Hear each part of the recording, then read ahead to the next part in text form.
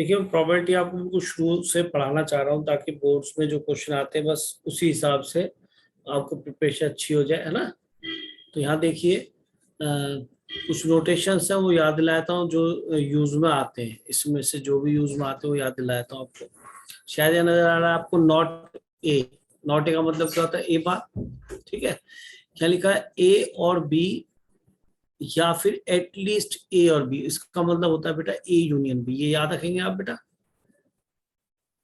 इस तरह से ए एंड बी का मीनिंग क्या होता है? ए इंटरसेक्शन बी, ठीक है, यानी कि both, A and B both. A but not B मतलब समझ गए ए है, यहाँ गलती से यूनियन मत लगाना प्लीज, ठीक है, ये मिस्टेक होती है। यानी ए का होना भी है, ए भी हो, और जहां पे बी ना हो वो वाला पोर्शन देखना है। ये बी नॉट ए, अच्छा इसको हम ये भी लिख सकते हैं कि पहले बी बार लिख लें एंड, क्योंकि जो एंड होता है वो क्या होता है? कम्यूटेटिव होता है, ठीक है। भाई सीधी सी बात है, अगर आप ए यूनियन बी निकालते हैं या बी यूनियन ए निकाले, बात तो एक ही है। नाइदर ए नॉर बी, तो ना तो ए का एलिमेंट है ना बी का। अब इसमें यूनियन नहीं लगाना, एंड ही लगाना है, ठीक है। एटलीस्ट ए बी और सी का मतलब A union B union C ही होता है। जैसे एटलीस्ट का मतलब यहाँ पे भी ए यूनियन बी आया था जब 2 के लिए आया था बेटा, यहाँ पे भी क्या मिला? 3 के लिए भी एटलीस्ट का मीनिंग हमेशा A union B union C ही होगा।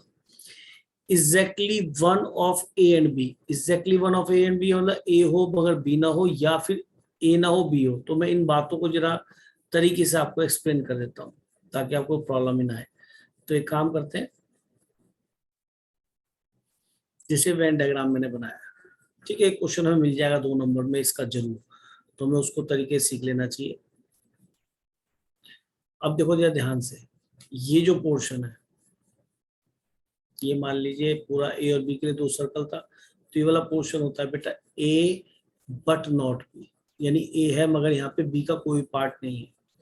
दूसरा, ये क्या पोर्शन है बेटा? ए इंटरसेक्शन बी, यानी कि जहाँ पे वो वाले एलिमेंट होंगे जो ए में भी है और बी में भी है। फिर इसकी बात करें तो ये क्या लिखा हुआ बेटा? ए नहीं है और बी है, बी बट नॉट ए पढ़ दो तो ज्यादा अच्छा बोलने में आता है। बस इतना ही है, वैसे नॉट ए बट बी है, बात एक ही है, ठीक है। और ये जो पूरा का पूरा अगर हम यहाँ से लें ये सारा का सारा, तो ये क्या कहलाता है? ए यूनियन बी, ठीक है। और नाइदर ए नॉर बी वाला पोर्शन शायद ये वाला है, ठीक है, नाइदर ए नॉर बी। तो जो डॉटेड मैंने बाहर रखा है, तो इसको कैसे लिखेंगे बेटा? ए नॉट बी बी नॉट, और दोनों का इंटरसेक्शन यहाँ दिखाई दे रहा होगा, ये दिख गया ना, इधर ए नॉर बी। समझ में आया अच्छे से नहीं बेटा? यस यस क्लियर है? तो ये हमें कम से कम इतना तो पता हो। अब इसके अंदर एक और इन्होंने बात कही आगे, वो ये है कि अगर हम यहाँ पे कहते हैं exactly one of A and B, या तो केवल ए का पोर्शन हो तो इसमें देखो बी नहीं, या केवल बी का पोर्शन हो तो इसमें देखो ए नहीं है। तो अगर मैं यहां से कोई एलिमेंट उठाऊंगा तो एग्जैक्टली वन ऑफ है, या तो ए का है, या फिर मैं यहां से एलिमेंट उठाऊं तो वो केवल बी का है। तो जो भी एलिमेंट या तो इस वाले पोर्शन से आएगा या इस पोर्शन में से आएगा, that is called the exactly one of element A and B. तो इसको किससे रिप्रेजेंट करा? जहां पे ए है मगर बी नहीं है, तो ये वाला पोर्शन हो गया। और ये वाला पोर्शन कौन सा होगा? यहाँ पे, यहाँ पर ए नहीं है मगर बी है, और हमें सॉरी ये गलत लग गया बाहर, है ना। तो हमें इन दोनों में क्या करना है जी? उसने कहा एग्जैक्टली वन ऑफ, या तो ये आ जाए एलिमेंट या ये, और या के लिए हमें क्या यूज होता है? और एंड के लिए हमेशा क्या यूज होता है? हिंदी वाला और। समझ में आया? यस तो अगर हम इसको थोड़ा और ध्यान से देखें तो ये कहानी कहाँ जा रही है? आप एक्चुअल में पूरा ए यूनियन बी में से क्या सबट्रैक्ट कर रहे हैं? ए इंटरसेक्शन बी, या नहीं? या फिर इसे ऐसे भी देख सकते हैं कि प्रोबेबिलिटी अगर हम सोचें, अच्छा पहले इससे पहले जरा ये देख लें कि ए यूनियन बी क्या बनेगा, N of A union B क्या बनेगा? Number of elements in A union B. तो उसके अंदर number of elements in A आएगा पहले, तो ये वाला, तो 11th में आपने फॉर्मूला पढ़ ही रखा है। एक तो ये एलिमेंट आएगा, number of element in A, दिखाई दे रहा है? फिर प्लस क्या लिखूंगा, number of elements in B, दिखाई दिया? हाँ, लेकिन ये ए इंटरसेक्शन बी वाला पोर्शन दो बार आ गया, तो इसमें सबट्रैक्ट करना पड़ेगा। कौन सा पोर्शन? इंटरसेक्शन। बोलो। माइनस ए इंटरसेक्शन बी, पूरा बन जाएगा फॉर्मूला। तो ये जो फॉर्मूला है ऑलवेज वैलिड है, चाहे आप कोई सी भी टाइप की प्रॉपर्टी देखें, इंडिपेंडेंट हो, डिपेंडेंट हो, बेस हो। भाई तो एक ट्रू कहानी को बता रहा आपके सामने कि दो ये जो लाल लाइनें दो हट जाएंगी है ना, तो अगर मैं इसे number of total sample space से डिवाइड कर देता हूँ, लेफ्ट राइट बोथ को, समझ में आ रहा है क्या कर रहा हूँ? तो ये एक तरह से probability of A union B बन गया लेफ्ट में, और राइट में क्या बना बेटा, and probability of A, event A के लिए, probability of B, probability of C minus. बात समझ में आई है नहीं? इंटरसेक्शन बी, तो फॉर्मूला ऑलवेज वैलिड है, इसके लिए कोई रूल नहीं है कि कंडीशनल में नहीं लगेगा, या ये तो काउंटिंग मेथड से आ रहा फॉर्मूला। इसके अंदर प्रोबेबिलिटी तो बाद में बनी जब हमने number of total sample space से डिवाइड किया, तो प्रोबेबिलिटी के लिए बात करने लगे यहाँ पे। यहाँ तक क्लियर हो गई बात या नहीं बेटा? ठीक है, चलें आगे। यस। अब देखिए, अब कंडीशनल प्रोबेबिलिटी के क्वेश्चन यहाँ से बनते हैं, और एक क्वेश्चन हमारे यहाँ से बनेगा। ठीक है, क्या कहता है? अच्छा, मैं आपको इसमें क्वेश्चन दिखाना चाहूंगा कि पहले तो एक उसका फॉर्म बताऊं कि हम किस टाइप के क्वेश्चन में लिखेंगे कंडीशनल में। इसमें जो लैंग्वेज बनेगी, कुछ ऐसा क्वेश्चन बनेगा, एक क्वेश्चन लिखता हूँ जिसको आप हमेशा अपने लिए बेस बना लेना। जैसे मैं कहता हूँ a die is throne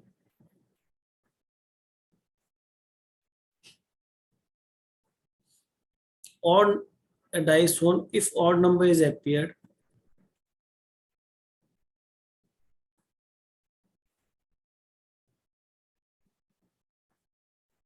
then find the probability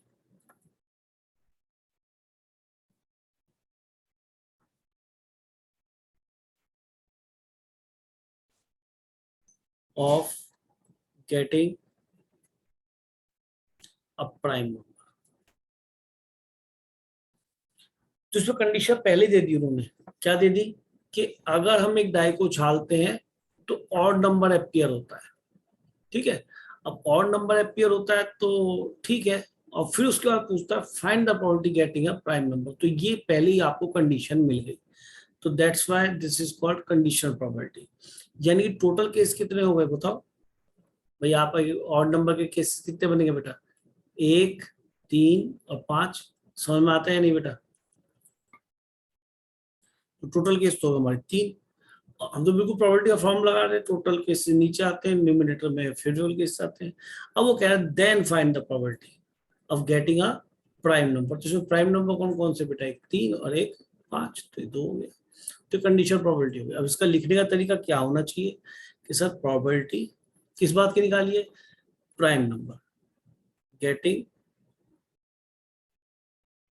prime number given that क्या?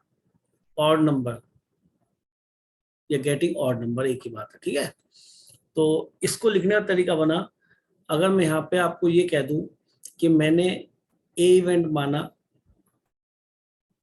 गेटिंग प्राइम नंबर, और बी इवेंट माना गेटिंग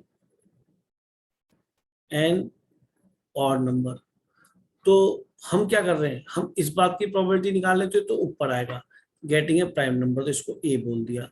और if it is known that, तो बी जो इवेंट है जो नीचे लिखी जाएगी, इसको हम क्या बोलते हैं? It is known that. ऐसी लैंग्वेज भी यूज होगी, या फिर लिखा होगा इट इज गिवन दैट। ऐसी लैंग्वेज भी यूज होगी, इट इज ऑब्जर्व दैट।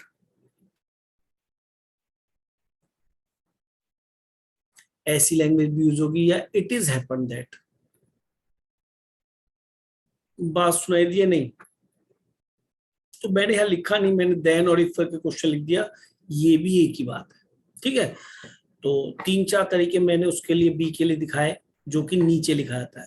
तो आप देख रहे हैं यहाँ पे क्या हो रहा है, नीचे तो वो केस आ रहे हैं जो बी वाले केस है, नंबर ऑफ बी इवेंट के आपने कैसे निकाले थे, और नंबर तो ये थे 1 3 5, सुनाई दे रहा है क्या बोल रहा हूं, 1 3 और 5, और इसी में से आपको निकालना है क्या क्या किस बात की प्रोबेबिलिटी कि प्राइम हो, तो प्राइम तो 2 और 3 और 5 ही है। अच्छा, लेकिन अगर ध्यान दो कि अगर मैं ऊपर क्वेश्चन ना पढ़ूं और केवल ए और बी की तरफ देखूं, तो एक डाई थ्रोन ये लिखा हुआ है, यानी एक डाई को आपने उछाला, और आप क्वेश्चन बिल्कुल ना पढ़े, तो जब यहाँ ए और बी पे ध्यान देते हैं तो बच्चे से कहा जाए भाई एक डाई उछालते हो गेटिंग ए प्राइम नंबर, तो बच्चे कहा सर एक डाई उछालते हैं, ऑब्वियसली एक बार उछालते हैं, तो प्राइम नंबर कितने आएंगे कि सर 2 3 5, ये प्राइम नंबर होते हैं। सर और नंबर कितने आएंगे एक डाई उछालने पे, सर 1 3 5, उसने गलत तो नहीं बताया, लेकिन जब उसने क्वेश्चन की तरफ देखा तो उससे कहा भाई वो ये पूछा है getting a prime number if it is known that die shows odd number, it is known that मतलब डाई उछालते तो हमेशा क्या आता है, और नंबर आता है, तो इस बात की प्रोबेबिलिटी होता है कि वो प्राइम हो। तो आपने 3 यहाँ पे लिखा, ऊपर क्या लिखा 2, इसी में से ढूंढना था। तो इस तरह से इन्होंने क्या करा कि आप देखिए ए इंटरसेक्शन बी में क्या आता है, आप नोटिस करो, ए इंटरसेक्शन बी में आपको वही 2 नंबर मिलेंगे जो हमारे फेवरेबल होंगे, देखो 3 और 5, 3 और 5 ही तो ऐसे थे, समझ में आया नहीं, तो इसका मीनिंग यहाँ number of A intersection B लिखा जा सकता है। ये बात समझ में आई नहीं बेटा, 1 3 5 में जब और नंबर एपी होता है तो उसमें से प्राइम कौन कौन से बेटा, 3 और 5, ठीक है, तो उसी में से 2 निकले, तो वो 2 कॉमन ये बने हमेशा, 2 3 5 3 5, तो 2 बट तो ये आगे से ए इंटरसेक्शन बी दोनों कॉमन, यानी हमने इसे फॉर्मूले की तरह देखा कि कभी ए स्लैश बी लिखा है तो ऊपर क्या लिखा है number of elements A intersection B, यानी कि इन दोनों का कॉमन, और नीचे इसको लिखा है जो नीचे आता है एन और बी। अच्छा, इसमें थोड़ा सा अगर हम परिवर्तन करें और इसे नंबर ऑफ पूरे सैंपल स्पेस से डिवाइड करते हैं, एक डाई उछालते हैं, टोटल आपको सैंपल स्पेस एस जो आएगा वो 6 आएंगे केस, 1 से लेके 6 तक, अगर कोई कंडीशन गिवन नहीं है। इसे भी हमने मैथमेटिक्स से एन ऑफ एस से डिवाइड करेंगे। तो आप बताइए ये क्या बन गया ऊपर वाला, प्रोबेबिलिटी बन गई बेटा ए इंटरसेक्शन बी, नीचे वाला क्या बन गया बेटा, प्रोबेबिलिटी बन गई बेटा एन ऑफ बी इवेंट, ये N of A intersection B event. तो यानी हमने फाइनली फॉर्मूला क्या सीख लिया कि सर हमने ये सीख लिया कि अगर कहीं पे A slash B is given to us then we can write either in दोनों का इंटरसेक्शन, चाहे ए इंटरसेक्शन बी लिखें या बी इंटरसेक्शन कम्यूटेटिव होता है। क्यों कम्यूटेटिव होता है, अरे ऑब्वियसली यार अगर ए और बी में दोनों में कॉमन एलिमेंट निकालूंगा या बी और ए में कॉमन एलिमेंट निकालूंगा तो दे आर सेम, अपॉन या नीचे वाला आता है। इसी को प्रोबेबिलिटी में भी लिख सकते हैं, इस एन जे क्या रिप्लेस कर दो probability of A intersection B. तो डिपेंड करेगा कि प्रोबेबिलिटी की फॉर्म में उसने फॉर्मूला प्रोवाइड करा है या फिर किसमें प्रोवाइड किया है, एन की फॉर्म में किया, तो उसी हिसाब से बेटा मैं उस क्वेश्चन में डील कर लूंगा। फॉर्मूला क्लियर हो गया नहीं हुआ बेटा,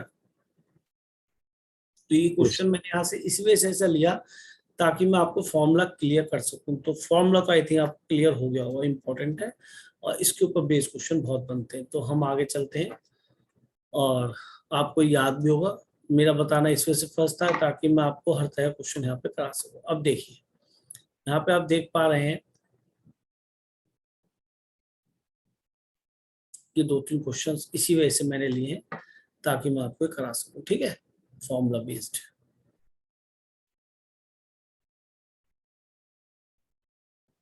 ये देखिए क्वेश्चन, ऐसा क्वेश्चन एक आधा मिलेगा और ये फ्री के मार्क्स होंगे, बच्चों को पढ़ना आना चाहिए। क्या लिखा हुआ है, पी ऑफ ए गिवन है, पी ऑफ बी गिवन है, आप सभी नोट कर लें, पी ऑफ ए गिवन है, पी ऑफ बी गिवन है, P of A union be given है, और ये 3 आपसे आइटम पूछे गए, 1 2 और 3। बताइए यहाँ तक क्वेश्चन नोट कर लिया आपने बच्चों? yes. ठीक है, बहुत जल्दी ना करें, आराम से भी करेंगे तो सारा काम खत्म हो जाएगा, बहुत जल्दी जरूरत नहीं है। अब बताइए अगर मुझे पी ए इंटरसेक्शन बी निकालना है तो आप देखिए 3 चीजों की तरफ ध्यान दो, आपको ये तो निकालना है और ये और ये हमें गिवन है। तो अभी अभी फॉर्मूला ड्राइव किया था, probability of A union B बेटा क्या होता है, पी ऑफ ए जो सेट्स में पढ़ा था उसमें पी में फॉर्मूला बन गया भाई, P of B minus P of A intersection B. मैंने बताया था कहीं भी लग सकता है फॉर्मूला, बस ऐसी 3-4 चीजें नजर आनी चाहिए तभी तो लगाओगे। ए यूनियन बी की वैल्यू तो शायद हमें दे रखी है 7/11 लिख लिया हमने। पी ऑफ ए भी दे रखा है 6/11, पी ऑफ बी भी दे रखा है 5/11। तो ये तो बिल्कुल यार 10th क्लास जैसा क्वेश्चन हो गया ना, कुछ भी नहीं करना पड़ा। इसको इधर लेफ्ट में ले आइए, P of A intersection B, और इनको आप राइट में ले जाइए। तो 6 और 5 11, 11/11 तो ये हो गया बेटा दोनों को ऐड करके, और माइनस इसको इधर लाए तो 7/11, कितना बच गया बेटा ये 4/11। तो पहले का आंसर तो आपके सामने नजर आ गया होगा। कोई दिक्कत बताओ बेटा? आई थिंक नहीं होगी। अब आगे इसका सेकंड पार्ट की तरफ मूव करते हैं। यहाँ पे क्या कह रहा है वो, यहाँ पे वो कह रहा है पी ए स्लैश बी। मैंने कहा था प्रोबेबिलिटी के लिए भी फॉर्मूला याद होना चाहिए। देखो पीछे वाले पेज पे कहा है, कहाँ चला गया पेज वो, ये रहा, कि प्रोबेबिलिटी की हेल्प से दे रखा हो कुछ प्रोबेबिलिटी ऐसे डाटा तो ये यूज करें, और एन में डाटा दे रखा हो तो ये यूज करें। तो डिपेंड तो इस पे करें किस तरह से डाटा प्रोवाइड करा है। तो इसकी वैल्यू क्या ले सकता हूँ कि सब स्लैश में होता है तो ऊपर तो आता है प्रोबेबिलिटी इन दोनों का इंटरसेक्शन, नीचे क्या आता है बेटा जो नीचे लिखा है probability this. A intersection B हमने निकाला है 4/11, और प्रोबेबिलिटी ऑफ बी शायद ये गिवन है ऊपर देखो क्वेश्चन के अंदर 5/11। तो ये इससे कैंसिल हो गया बेटा 4/5, ये रिजल्ट भी आ गया आपका। आई थिंक मुझे इसे बताने की जरूरत नहीं है, तो आप कर लेंगे। फॉर्मूला क्या बन जाएगा, थर्ड पार्ट है बेटा, एक ही पेज पे खत्म हो गया ना। इन दोनों का इंटरसेक्शन बी इंटरसेक्शन ए हो या ए इंटरसेक्शन बी हो वो एक ही बात है। पी ऑफ ए नीचे लिख दिया, और ए इंटरसेक्शन बी हमने ये निकाला है, दैट इज 4/11। और पी ऑफ ए कितना है बेटा, ऊपर से क्वेश्चन में से झांको 6/11, तो कितना रिजल्ट आ जाएगा बेटा 2/3। बताइए कुछ लगा क्वेश्चन में आपको? No sir. क्लियर है बिल्कुल, कोई दिक्कत वाली बात नहीं, ठीक है बेटा। आगे चलते हैं। Yes sir. चलिए तो मैं नेक्स्ट पेज लेता हूँ, यहाँ से एक मिनट क्वेश्चन उठाते हैं। पहले क्या है, एक ये क्वेश्चन भी देख लीजिए, फिर हम इसके थ्योरेटिकल कंसेप्ट बेस्ड क्वेश्चन करेंगे। तो हमारी कंडीशनल प्रोबेबिलिटी आज हम कोशिश करेंगे पूरी खत्म हो जाए। हर टाइप क्वेश्चन में करना आना चाहिए। यहाँ क्या दिखाई दे रहा है बेटा क्वेश्चन में, evaluate P A union B twice of P A P B 5/13 है। पी ए स्लैश पी पूछ रहा है, इवेल्युएट ये भी एंड ये भी, दो इवेल्युएट करने में है, ऐसे ही क्या? नहीं, अच्छा तो गिवन है P A union B evaluate करना है, और पी ए यूनियन बी के लिए तो हमारे पास फॉर्मूला है क्या, अभी भी दिखाया था, P of A union B क्या होता है बेटा, बोलिए कोई बच्चा बोलेगा? P of A very good, plus P of B हाँ minus P of A intersection. ठीक है। अब सोचते कि डाटा कहाँ से उठाएं, कि यहाँ पे ट्वाइस दे के दे रखा है, ठीक है कोई बात नहीं। यानी पी ऑफ बी तो कितना है 5/13, और ट्वाइस ऑफ पी ऑफ ए कितना है, ये भी 5/13 है।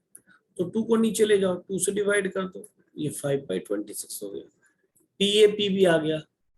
अच्छा पी ए इंटरसेक्शन भी नहीं आया, यहाँ से इंटरसेक्शन भी सर इसको कैसे इवेल्युएट करके, भाई इसके अंदर तो ए इंटरसेक्शन भी छुपा होता नहीं होता। इसका फॉर्मूला याद करो भाई, जो क्वेश्चन में डाटा दे रखा है उसके अलावा कुछ मत सोचो अपनी तरफ से, प्लीज बोर्ड का एग्जाम दे रहे हो। इसका फॉर्मूला क्या बनेगा बेटा, इसमें देखिए ए इंटरसेक्शन भी रिफ्लेक्ट हो गया, दोनों का इंटरसेक्शन नीचे कौन आएगा, नीचे वाला। ए स्लैश बी गिवन है 2/5। न्यूमेरिकल प्रॉब्लम भी कई बार आती है, आसान पड़ती है। ए इंटरसेक्शन बी शायद हम निकालना ही चाह रहे हैं, probability of A intersection B, और पी ऑफ बी हमें मालूम है, यहाँ से डाटा गिवन है 5/13। तो ठीक है, इस पूरे को उठा के इधर क्रॉस मल्टीप्लाई कर दीजिए, तो P of A intersection B कितना आ गया बेटा 2/5 इंटू 5/13, तो ये कैंसिल हो गया। P of A intersection B is obtained to us 2/13, तो रख दीजिए अभी वैल्यूज। P of A ये रहा 5/26। क्या मैं डाटा को थोड़ा उलझा के देते हैं, P of B डायरेक्ट हो गया 5/13 और P of A intersection B क्या है बेटा 2/13। तो एक काम को इससे भी 2 से ऊपर नीचे मल्टीप्लाई कर दो, इसको भी कर लो, तो इससे डिनोमिनेटर सेम आ गया। तो 26 तो एक बार लिख लो, ऊपर क्या दिखाई देगा 5 और 10 15, 15 माइनस 4 कितना हो जाएगा 11। ये हमारा आंसर आ गया। अरे 2 था यार 26 लिख दिया। ठीक है, क्लियर हो गया बेटा क्वेश्चन या नहीं? Yes, sir. Yes. Easy question है, कोई दिक्कत नहीं। अब कोई आपको पूछना हो इस टाइप का क्वेश्चन आपने किया हो तो आप मुझसे पूछ सकते हैं, किसी में कोई प्रॉब्लम आ रही हो बच्चों को, नहीं तो मैं इसके अंदर वर्ड प्रॉब्लम स्टार्ट कर देता हूँ। सर वर्ड प्रॉब्लम का एक डाउट। इसी में ही है ना, इसी एक्सरसाइज में। नहीं सर, सैंपल पेपर। अब किस चीज का, कंडीशनल का कराऊंगा पहले बेटा? Sir conditionally. हाँ कंडीशनल कराऊंगा, पहले मुझे इसमें एक दो हल्के हल्के से क्वेश्चन करने दो। तुम्हारा तो भारी वाला होगा या हल्का वाला, या इनमें देखिन में तो नहीं कोई नहीं सर, वो सैंपल पेपर का। सेम पेपर का करा दे, एक दो बच्चों को करा के थोड़ा सा आगे चल दो, फिर तेरा वाला सेम पेपर कर देंगे। क्या नाम है बेटा तेरा, क्या कौन पूछ रहा है? Sir Rojas. ओजस, ठीक है करेंगे बेटा ओजस पक्का। देखिए क्वेश्चन कर ले पहले, क्या कहता है क्वेश्चन, बस आप पढ़ लीजिए ध्यान से। एनसीईआरटी की प्रॉब्लम है, ऐसी नोट करने जो होती है एनसीईआरटी लिख लो। और ये आपने किया भी होगा शायद, क्वेश्चन नंबर 10 याद है या नहीं? Yes. क्या कह रहा है, in a school there are 1000 students out of which 430 are girl. तो टोटल 1000 स्टूडेंट है, 430 क्या गर्ल और बॉयज कितने बेटा 70 से 500, 570 बचे हुए बॉयज। ठीक है, इट इज नोन दैट, मैंने कहा था ऐसी लैंग्वेज आएगी। It is known that out of 430 10% girl studying class 12, यानी इसका 10%, इसका 10% कितना आएगा बेटा 43। ये किसमें पढ़ती है 12th class. What is the probability that a student is chosen randomly studied in 12th। ठीक है, given that chosen student is a girl, कहने का मतलब पहली बात तो given that chosen student is a girl, तो गिवन दैट तो स्लैश के नीचे आता है या नहीं, चूजन स्टूडेंट इज गर्ल। जब कुछ ना समझ में आए तो उठा के वहीं से लिख देना। ठीक है, चूज स्टूडेंट गर्ल हो, किस बात की probability, what is the probability student chosen randomly study in 12th class, student in 12th class, ये नहीं, ये तो आएगा स्टूडेंट इन 12th क्लास। पहले तो ये बताओ ये समझ में आई बात या नहीं, यही कह रहा है क्या, बताओ। Yes, sir. और चूज स्टूडेंट 12th क्लास, तो सीधी सी बात है यार। सबसे पहले उससे कंडीशन क्या थी, choose student is a girl. तो बताओ टोटल चूज स्टूडेंट गर्ल, तो गर्ल तो 430 है या नहीं, तो टोटल आ गए, टोटल केस। हम तो इसी को टोटल लेके चलते 300। अब इसमें से ढूंढो ऐसी जो 12th क्लास की स्टूडेंट हो, स्टूडेंट 12th क्लास, तो भैया वो गर्ल भी हो। अगर इन दोनों का, अगर ये ए और बी का स्लैश होता तो क्या होता है, N of A intersection B. A intersection B का मतलब क्या है, वो स्टूडेंट जो गर्ल हो और वो 12th क्लास की भी हो। तो ये क्योंकि ये वाला ए जो है वो तो 12th क्लास स्टूडेंट की बात कर रहा है, और ये क्या कह रहा है choose a student is a girl, तो गर्ल तो हमारी 430 है। तेरी क्या लिख रखा मैंने यहाँ पे, गर्ल तो टोटल हमारी 430 है, choose a student is a girl. उनमें से वो क्या हो स्टूडेंट इन 12th क्लास, वो स्टूडेंट 12th क्लास की तो कितनी है बेटा वो 43। खत्म हो गया तो क्वेश्चन 1/10 या नहीं? अरे यही तो होता है यार, इसको हम ये लिखते हैं N of A intersection B upon N of B. तो ए इंटरसेक्शन बी का मतलब क्या है, वो स्टूडेंट जो 12th स्टूडेंट गर्ल हो और फिर वो 12th क्लास पे, तो 43 ही दोनों का इंटरसेक्शन। और चूज स्टूडेंट गर्ल तो 43 है, 430 है ना। तो गर्ल में से गर्ल हो और इस बात की प्रोबेबिलिटी की वो 12th क्लास में, तो सारा डाटा यहीं पे गिवन है। चल दूं पीछे, क्लियर हो गया?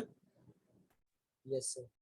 चलो समझ में आ चाहिए, ध्यान सुनते रहो तरीके से। अब देखो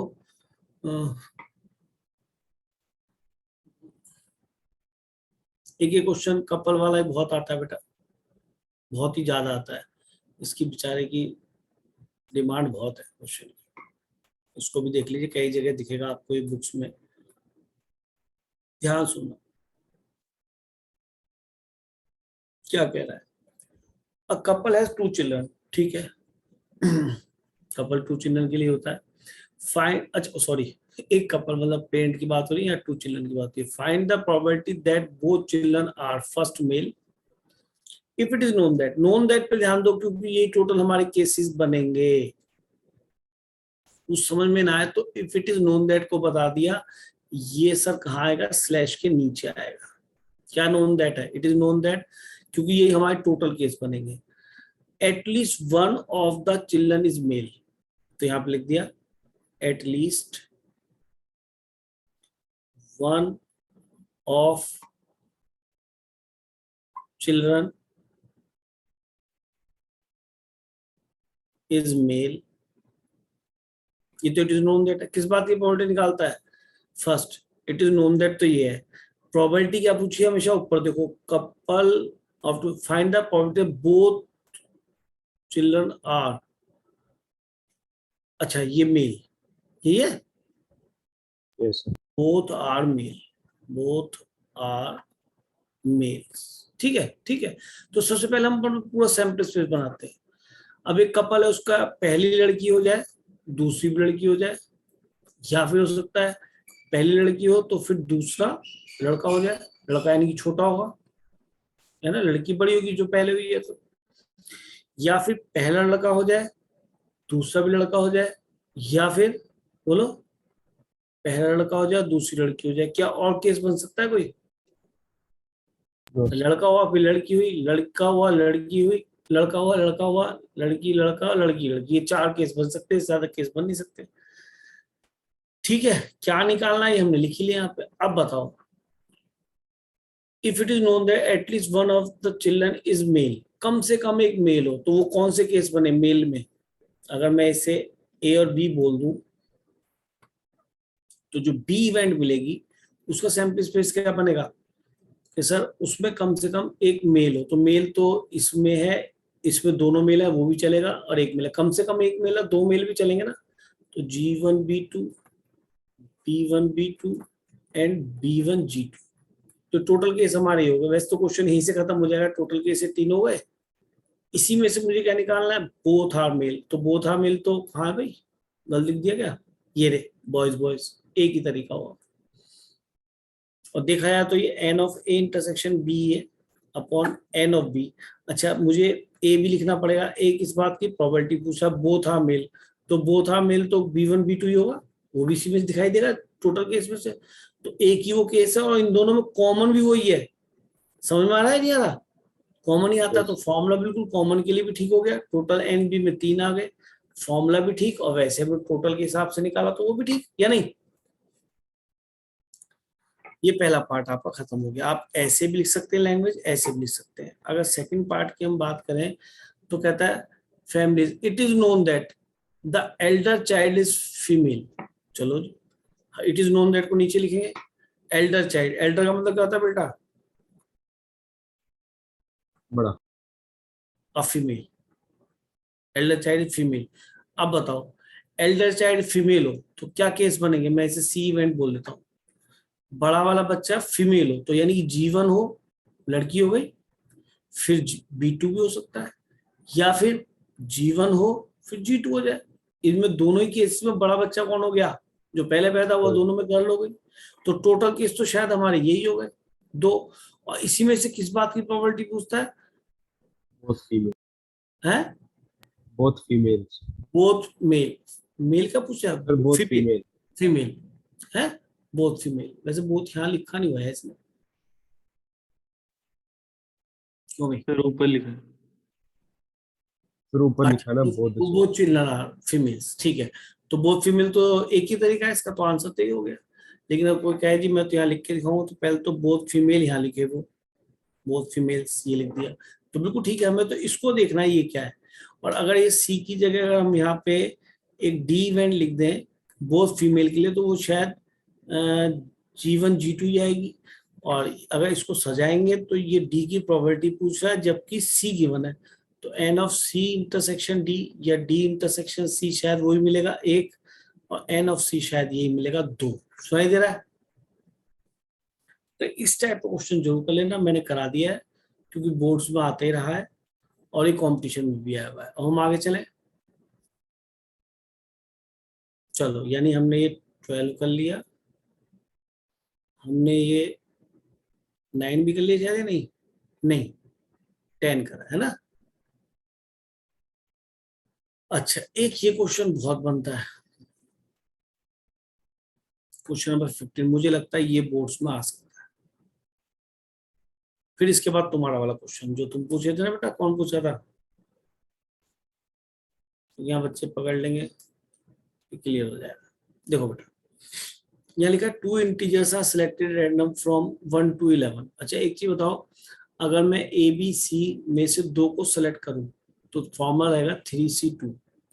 3C2 की वैल्यू क्या होगी बेटा, इसको इंक्रीजिंग ऑर्डर में लिखो 1 2, सब चीज बताओ, इसको डिक्रीजिंग ऑर्डर में 3 2, 3 से 2 तक डिक्रीजिंग ऑर्डर, जितने नीचे फैक्टर आएंगे इतने ऊपर आएंगे। तो ये बेटा क्या पेल दिया मैंने, ये 3 आ गया ना, ठीक है। या फिर फॉर्मूला आपको याद ही है, एनसीआर क्या होता है, factorial N upon factorial R factorial minus R, लेकिन इसे ऐसे एक्सपेंड करना सीख लो। अगर मैं आपसे 10C3 कहूंगा तो आप कैसे एक्सपेंड करेंगे, नीचे की तरफ ध्यान देंगे, यहाँ पे आएगा 1 × 2 × 3, और ऊपर 10 से स्टार्ट करके नीचे जितने पैर बनेंगे ऊपर उतने सर बनेंगे, ऐसे समझ लो, या जितने नीचे जो भी समझ लो, 3 फैक्टर नीचे ऊपर 3 फैक्टर। इतना टाइम नहीं कि मैं इसके साथ कुछ स्लोगन जोड़ूं, ठीक है जी, सॉल्व हो जाएगा।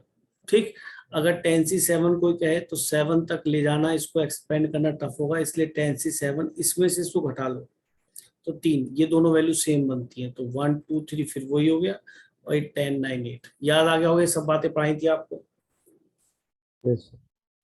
तो 3 में से अगर 2 सेलेक्ट करेंगे तो उसमें क्या नजर आएगा, एक ए बी, एक बी सी और एक ए सी। अब ए बी को आप बी ए ना बोले क्योंकि सिलेक्शन हो रहा है, सिलेक्शन में ए बी हो या बी हो बात तो एक ही है, हमें सेलेक्ट करना, उनको बैठाना नहीं है इधर उधर करके, अरेंज नहीं करना।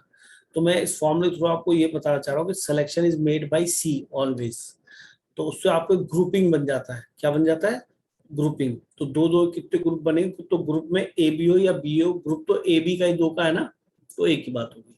तो मैंने इस क्वेश्चन के थ्रू आपको सी को भी एक्सप्लेन करा। अब कहता है 2 integer selected at random from the integer 1 to 11। अगर एक सेट में 1 to 11 इंटीजर रखे हुए हैं और 2 इंटीजर्स आर सेलेक्टेड, ठीक है, 2 इंटीजर्स आर सेलेक्टेड कर लेंगे, कोई दिक्कत नहीं। वो तो शायद 11C2 तो सेलेक्ट हो जाएंगे, 11 में से कोई 2 चूज करने, कभी 11 10 आएगा, चाहे उसे 10 11 बोल दो, कभी 1 2 आएगा, कभी 1 3 आएगा, कभी 1 4 आएगा, 1 11 आएगा, फिर 2 3 आएगा, 2 4 आएगा, 2 5 आएगा, 2 11 आएगा, फिर 3 4 आएगा, 3 5 आएगा। समझिए, इस तरह के 11C2 बिग नंबर है, सॉल्व कर लेंगे।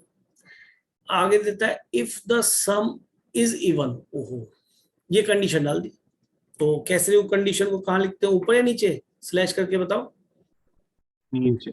नीचे, सम इज इवन, ठीक है। अब हमारा ध्यान जाना चाहिए क्योंकि इसी में टोटल केस में से हमारे फेवरेट लिख लेंगे। तो बताओ सम इवन कैसे होगा, कि सर या तो आप 2 नंबर चूज करने, नंबर 2 ही चूज करने, तो 1 3 5 7 9 11, और नंबर्स के बारे में अलग देखो, इवन नंबर्स के बारे में अलग देखो, 2 4 6 8 और 10। ये कितने बेटा, 2 4 2 6, ये कितने बेटा, 2 2 4 1 5, डेफिनेटली 11 हो गए।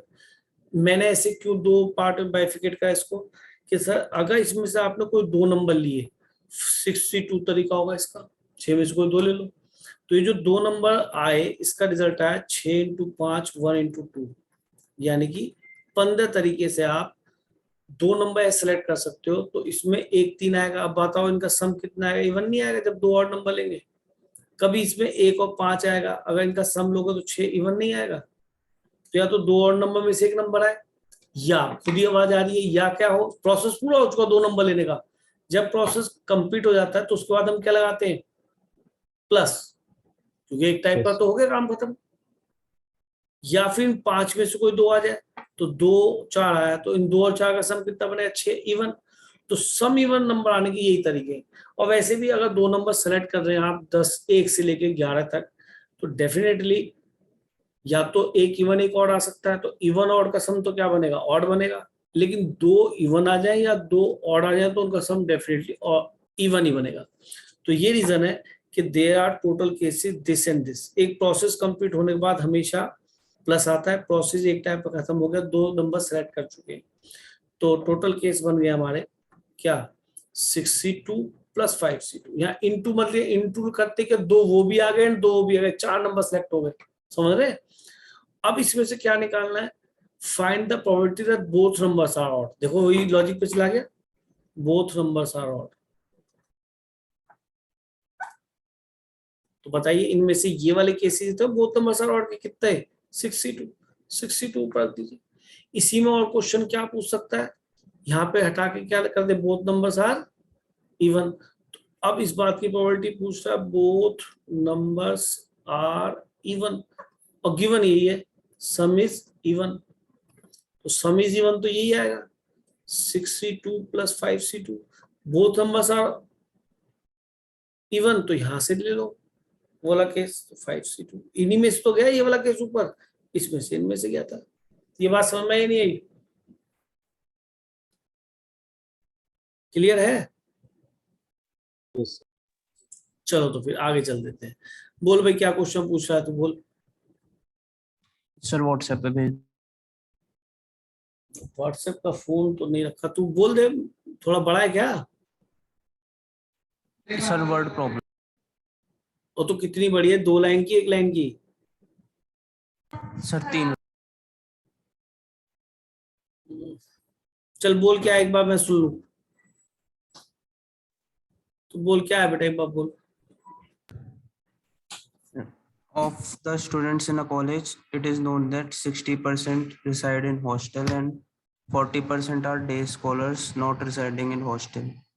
Previous year report that 30% of students reside in hostel attain A grade and 20% of day scholar attain A grade. What is the probability that selected student got an A grade? और दूसरा part है what is the probability that student is hostelier given that student got an A ये grade? Base पे पहुंच गया इसका दूसरा part. अभी थोड़ा सा और परिपक्व हो जाओ तो उसको बता देंगे। बेस पे पहुंच गया, तुम मुझे व्हाट्सएप पे भेज दे, पर फिर भी एक बार मैं देख लूंगा ना, बता दूंगा, अगर पूरा कंडीशन पे नहीं है। ठीक है, ठीक है सर। अभी देख, तू चिंता मत कर, ये भी हो जाएगा तेरा, परेशान मत हो। तो हमने ये 2 कर लिए। अब I thrown 3 times first throw 4। अच्छा एक मिनट, इससे पहले हमारे वो जो क्वेश्चन थे वो तो हो ही जाएंगे। एक मिनट देख ले, इससे पीछे वाले पेज पे कौन से थे, शायद ये वाले थे, इसको भी एक बार देख लें थोड़ा सा। ये तो शायद सीधे सीधे है, ये तुमसे नहीं पूछे पॉइंट ऑफ थीटा। इसमें थोड़ा सा अजय कपल वाला वही क्वेश्चन है, इसमें 3 पार्ट बना दिए बस, ठीक है ना। तो ये हो जाएगा, ये कुछ भी नहीं है। एक coin is tossed 3 times if head occur on first 2 tosses।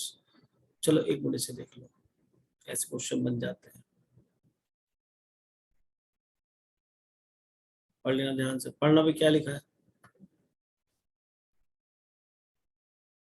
पढ़ो। A coin is tossed 3 times. If head occurs on the first 2 tosses, find the probability of अब से जब एक कॉइन को 3 बार उछालेंगे तो टोटल केस कितने बनेंगे, इसके 2 × 2 × 2 8 ही बनते हैं। देखो प्रोसेस जब तक नहीं पूरा होता तब तक उनके फेवरेबल आउटकम को मल्टीप्लाई करते। तो पहले वाले का आउटकम कितना है, केसेस कितने हैं, 2, या तो हेड आ सकता है 10, दूसरे का भी 2, तीसरे का भी 2, 2 दूनी 4 दूनी 8 बनेगा इस तरीके से। ठीक है, और ये आउटकम आप 10 से बनाते आ रहे हैं, वो कौन कौन से कैसे बनेंगे आपको पता है। तो ये लिखा है coin is tossed 3 times if head occurs on first 2 tosses, यानी इफ का मतलब या गिवन दैट, तो ये स्लैश में आ जाएगा। क्या लिख दूं, head occur on first 2 tosses। वैसी बात है, हम पूरे 8 दिखाने की जरूरत भी नहीं है हमें, तो इसी में से टोटल में से निकालना है cases. If head occur first two tosses तो हेड हेड टेल आ सकता है, या फिर बोलो हेड हेड हेड आ सकता है, बस ये तरीका होगा। क्यों भाई, Yes. ये तो बहुत ही आसान हो गया, मैं तो टफ समझ रहा था, तीन कॉइन की, तीन हेड कॉइन की वजह से, तो ये दो केसेस बने। अब इसी में से निकलता है इंटरसेक्शन। अब क्या कहता है, if head account first to find the property getting head on third toss. लो जी, गेटिंग, कोई एबीसीडी लिखना नहीं पड़ा, नहीं Yes. क्यों लिखना आपने नहीं पड़ा, सारी लैंग्वेज लिख तो दी भाई। अब इन्हीं में से वो तरीका आएगा, इफ थर्ड पे भी हेड आ जाए, तो दो पे तो पहले आ ही चुका होगा, तो एक ही तरीका, तो 100%, 50% आंसर आ गया। क्लियर बेटा, इजी क्वेश्चन।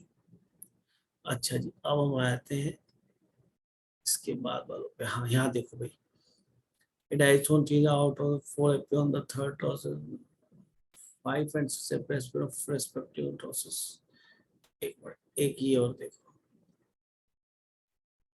फिर आऊंगा अच्छे क्वेश्चंस पे भी, पहले तुम्हारा बिल्कुल स्टार्टिंग करा दूं अच्छी तरीके से, आराम से, हम कंडीशनली करेंगे, तरीके से समझ में आ जाए, ताकि हमें कुछ छूटे ना इसमें।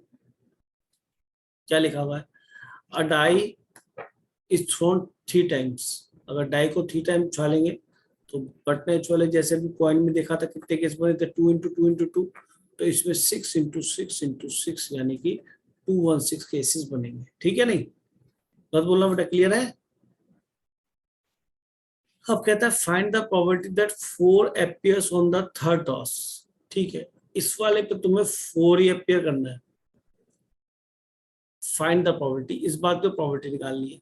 If it is given that 6 and 5 appear respectively on first 2 tosses, तो गिवन दैट कहाँ आता है बेटा, स्लैश के नीचे, स्लैश के ऊपर, नीचे। नीचे, तो लिख दो बिल्कुल वैसे जैसा क्वेश्चन में लिखा, वहीं से उतार के बिल्कुल ऐसा ही लिख दो, 6 and 5, फिर एबीसीडी कुछ लिखना नहीं पड़ेगा, बहुत छोटे क्वेश्चन है। appears on first 2 tosses respectively भी कहा है, तो ऑर्डर भी नहीं बदलेगा, पहले 6 ही आएगा, बाद में 5 ही आएगा, मैं भी रेस्पेक्टिवली लिख दूं, respectively on first 2 tosses. Respectively लिखता तो बात अलग हो जाती ना बेटा। तो 5 and 6 and 5 रेस्पेक्टिवली, पहले 6 आए, और फर्स्ट टॉस पहले 6 आए फिर 5 आए, तो पहले डाई पे 6 आया, दूसरी डाई पे 5 आया। अब मुझे बताओ इसके बाद तीसरी डाई पे क्या क्या आ सकता है, कि सर 1 आ सकता है, 2 आ सकता है, 3 आ सकता है, 4 आ सकता है, 5 आ सकता है, 6 आ सकता है। तो बताओ आपके जो टोटल केसेस यहाँ बने गिवन दैट, वो कितने बन गए बेटा, 6।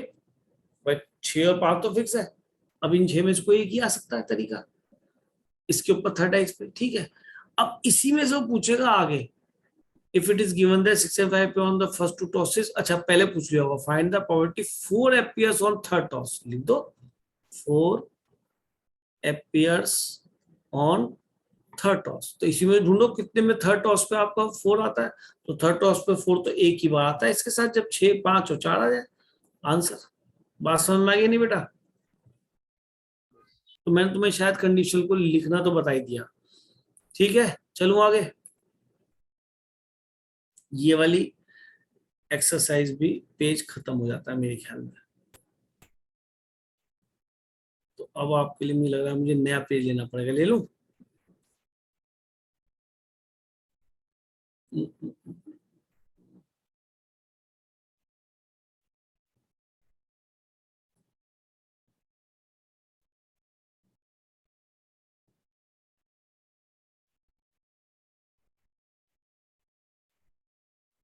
ठीक,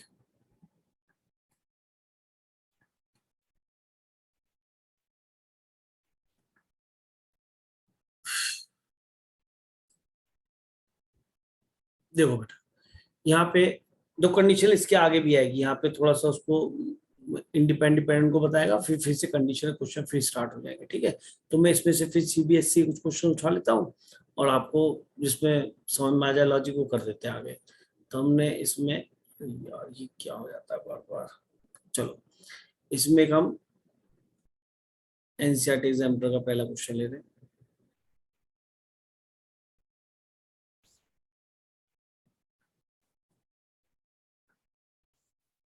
क्या लिखा है, from A pack from a pack of 52 cards 4 are drawn one by one without replacement.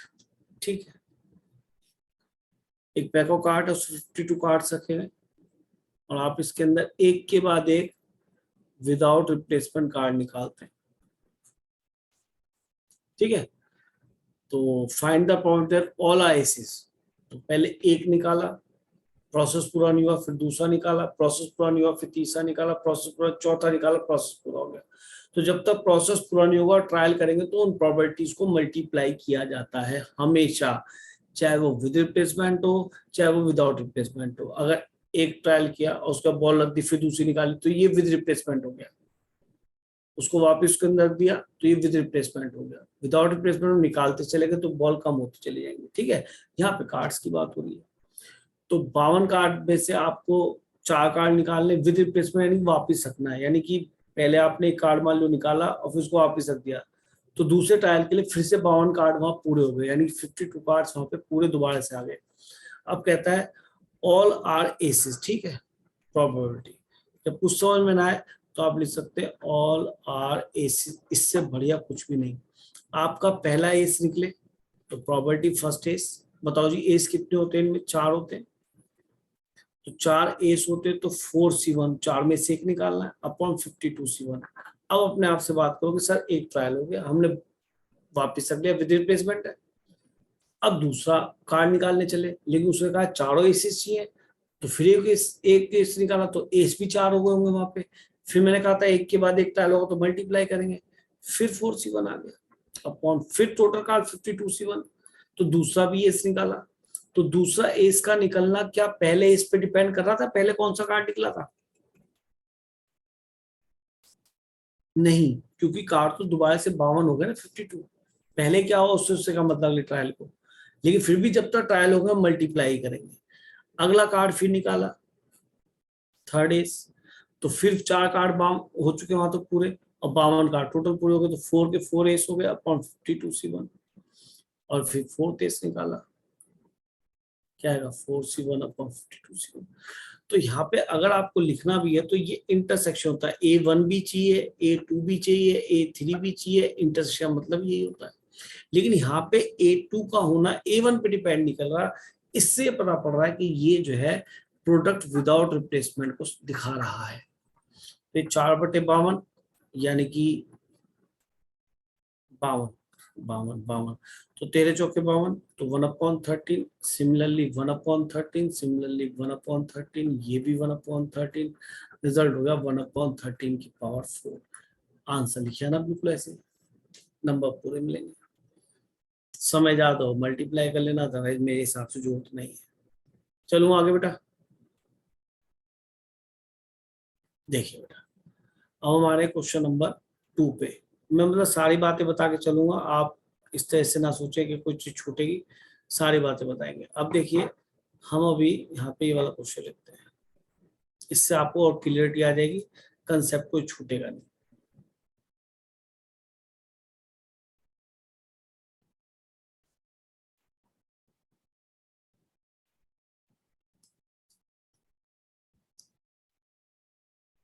Question लिखा है 2 cards are drawn without replacement. वो विद रिप्लेसमेंट था, विदाउट रिप्लेसमेंट आ गया, दोनों ही काम हो गए है ना भाई. हाँ विदाउट,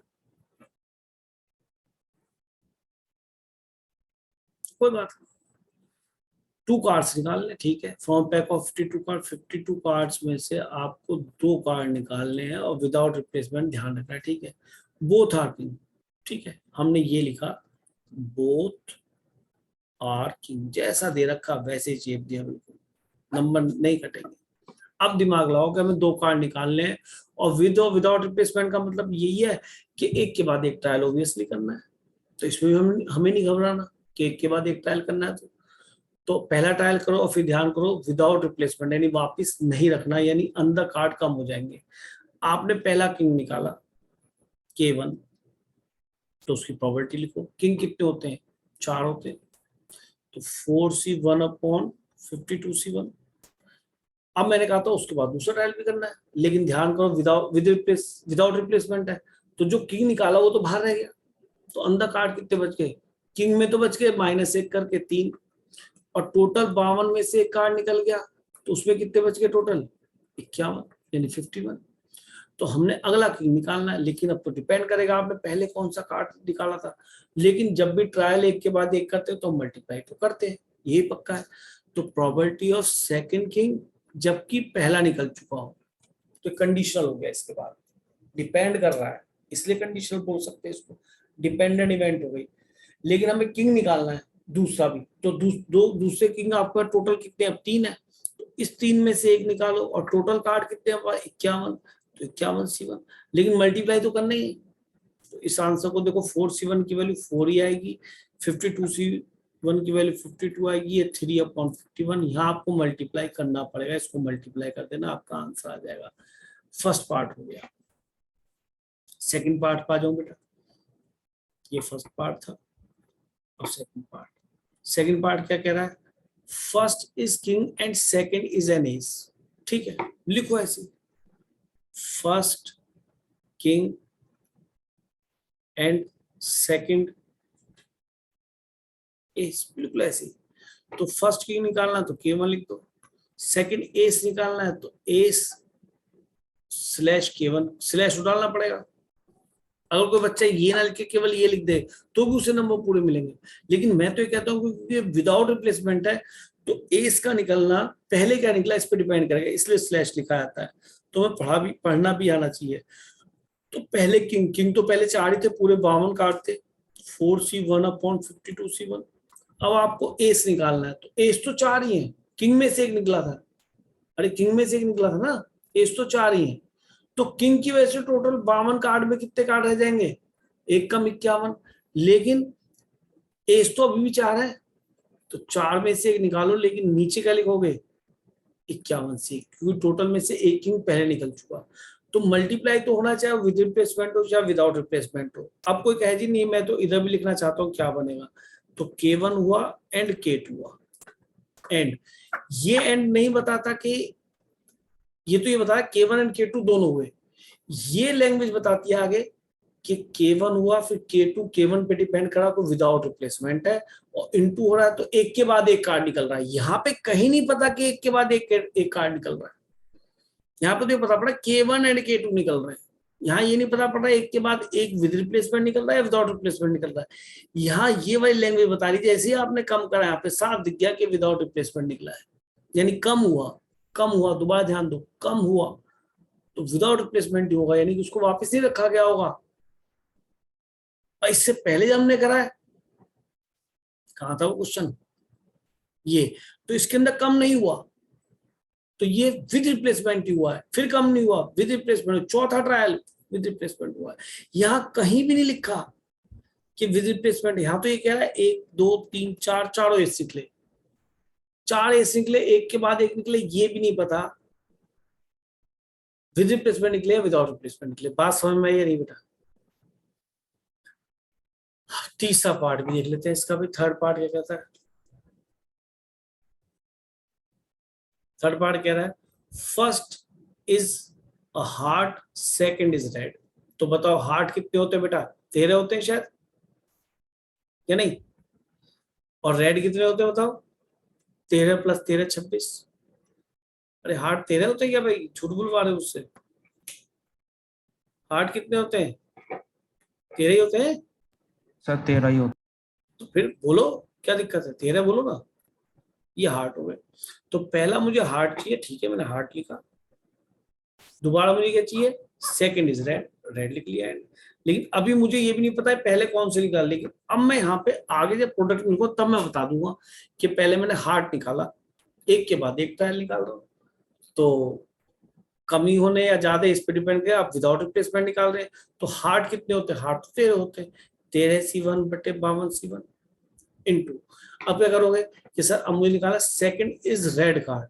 अब रेड कार्ड में तो हार्ट का भी आता है, नहीं आता क्यों भाई, है। Yes sir. तो हमने रेड कार्ड निकालना है जबकि हार्ट पहले निकल चुका है। तो हार्ट पहले निकल चुका ठीक है, तो उस हार्ट को तो हमने एक कार्ड को यहाँ से कम कर दिया, यहाँ कितने बच गए 12 कार्ड। तो इस रेड कार्ड में यहाँ तो बच गए 12 जो हार्ट वाले थे, और जो कौन से डायमंड वाले 13 रहेंगे पूरे, या नहीं, तो टोटल कितने कार्ड हो गए बोलो 25, वैसे 26 होने चाहिए थे। अब मुझे रेड चाहिए, तो इन 25 में से कोई सा भी आ जाए, 25C1, लेकिन एक कार्ड तो कम हो चुका ना, क्योंकि जो हार्ड निकल गया तो उसे वापस तो रखा नहीं है, तो यहाँ क्या लिखूंगा 51C1। आ गया समझ में नहीं? Yes sir. और इसने कंडीशन डाल दी फर्स्ट इज हार्ड, अगर ये फर्स्ट को हटा दे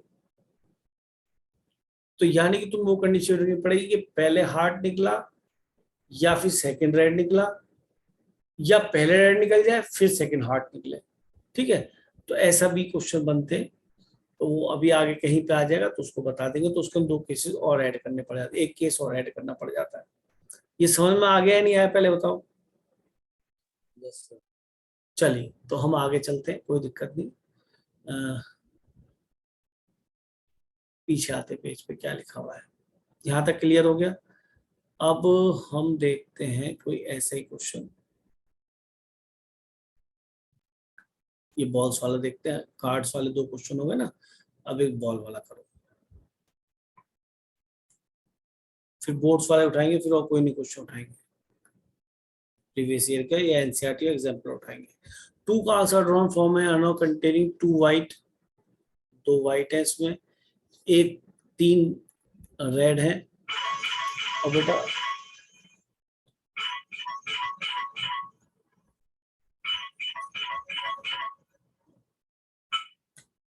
इसके बाद क्या लिखा है 4 ब्लैक बॉल है। ठीक है जी, कोई दिक्कत बताओ? Balls are drawn 1 by 1 without replacement. Without replacement का मतलब कम होंगी या नहीं होंगी बॉल? ओबियसली कम होंगी, वापस ही रख रहे। व्हाइट इज द व्हाट भाई, what is the probability that at least 1 ball is red? अब देखो ये बहुत अच्छा क्वेश्चन है, एटलीस्ट 1 बॉल इज रेड, कितनी बॉल निकालनी? 2 बॉल निकालनी, 2 बॉल्स। बहुत ध्यान सुन लेना, बहुत सारे क्वेश्चंस को कवर अप करेगा। ठीक है, 2 बॉल निकालनी है और कम से कम एक रेड हो, कम से कम एक रेड हो, यानी एक रेड हो या दोनों रेड हो चलेंगे या नहीं? तो हो सकता है कि मैं पहले रेड निकाल लूं, अब कि सर रेड निकली तो अब तुम व्हाइट भी निकाल सकते हो, ब्लैक भी निकाल सकते हो, बहुत बढ़िया क्वेश्चन है। ठीक है, तो हमने क्या करते हैं, जब रेड की एटलीस्ट की कभी बात है, बहुत ध्यान से सुन लेना, और रेड के अलावा वहां पे 2 तरह की बॉल और दे रखी हूं, तो एक तो रेड का पैकेट बना लो, एक तो रेड का पैकेट, एक अदर देन रेड, इसको शो दिमाग में रख लो, बहुत इंपॉर्टेंट क्वेश्चन है। अदर देन, आप जो बच्चे पढ़ रहे हो उनको इस चीज का बहुत फायदा हो जाएगा, देख लेना। अदर देन रेड में कौन सी चली गई? 2 व्हाइट चली गई और 4 ब्लैक चली गई। तो अब आप यहाँ पे अदर देन रेड लिखेंगे, नहीं तो फिर आपको सोचना पड़ता कि व्हाइट निकालूं इसके साथ या फिर रेड के साथ कौन सी निकालूं? ब्लैक निकालूं। एक व्हाइट के साथ सॉरी कितनी निकाली थी मैं? एटलीस्ट 2 रेड, कम से कम एटलीस्ट 2 रेड, ये निकालनी थी एटलीस्ट 2 रेड। तो रेड के साथ व्हाइट भी निकल सकती, रेड के साथ ब्लैक भी निकल सकती, अदर देन में 2 केस ही बनाने पड़ेंगे। ठीक है, तो मैं तो कहता हूँ रेड निकली 1 by 1 without probability that at least 1 is red, तो पहले आपने रेड निकाली, अगली बार विदाउट रिप्लेसमेंट है तो अदर देन रेड निकाली, जबकि रेड निकल चुकी है या नहीं? सुनाई दिया? मैं पहले एक रेड लूंगा, रेड अदर देन रेड लूंगा, फिर मैं लूंगा क्या? दोनों रेड ले लूंगा, लेकिन इसके अंदर एक कहानी ऑपरेट नहीं पड़ेगी, या फिर पहले अदर देन रेड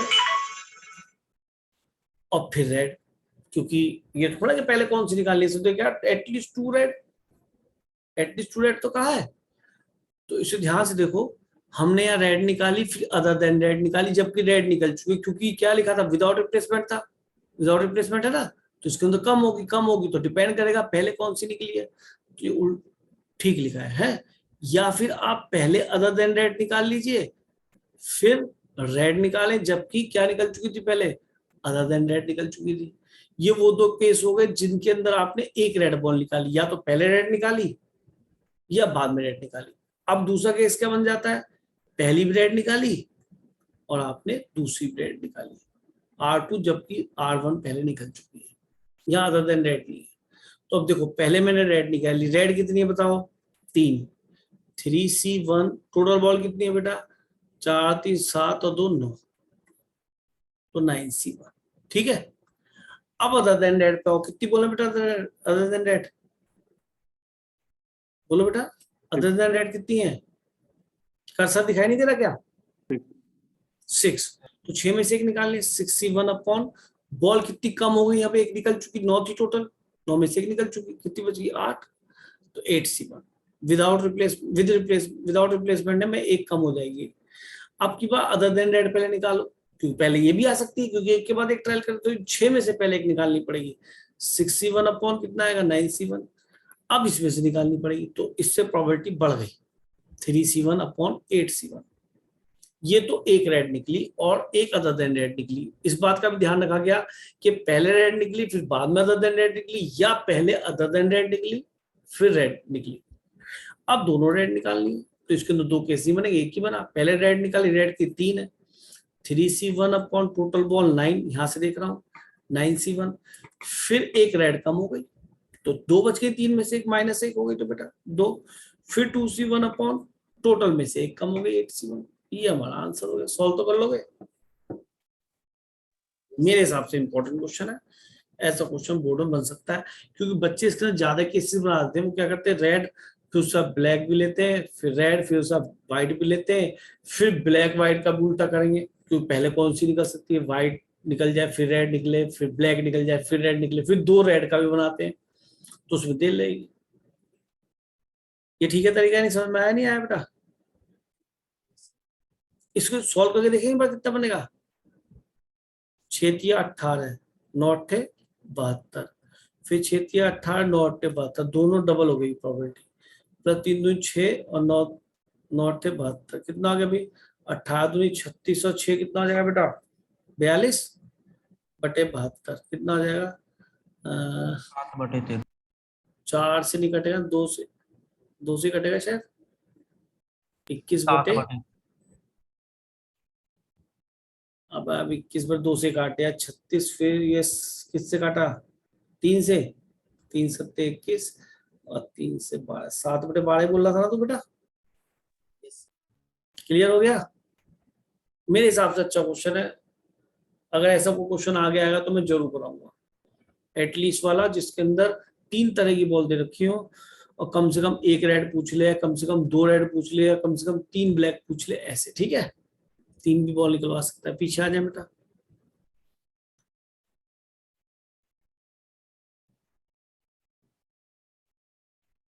अब देखो ये कितना आसान क्वेश्चन है।